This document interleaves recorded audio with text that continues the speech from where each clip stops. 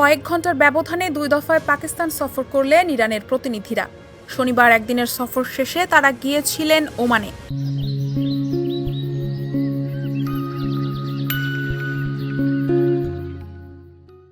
সফরসূচি ভেঙে সেখান থেকে আবার ইসলামাবাদে ফিরেছেন। সোমবার পাকিস্তান থেকে মস্কো সফরে যাবেন বলে জানিয়েছেন ইরানের রাষ্ট্রদূত কাজেম জালালি। তবে ইসলামাবাদ ফিরলেও যুক্তরাষ্ট্রের সঙ্গে আলোচনায় বসার কোনো ইঙ্গিত পাওয়া যায়নি।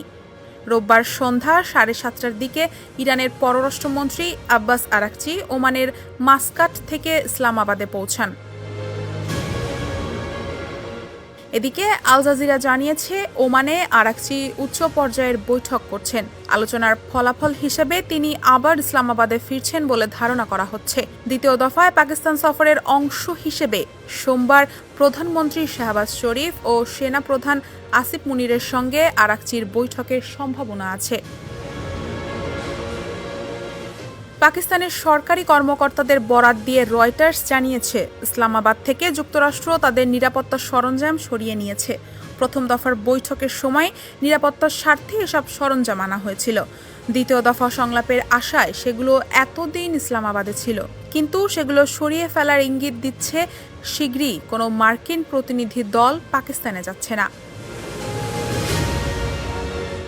পাক প্রধানমন্ত্রী শাহবাজ শরীফ ও সেনাপ্রধান আসিফ মুনিরের সঙ্গে আরাকচির বৈঠকের সম্ভাবনাকে ইসলামাবাদের কর্মকর্তারা আশাব্যঞ্জক লক্ষণ হিসেবে দেখছেন।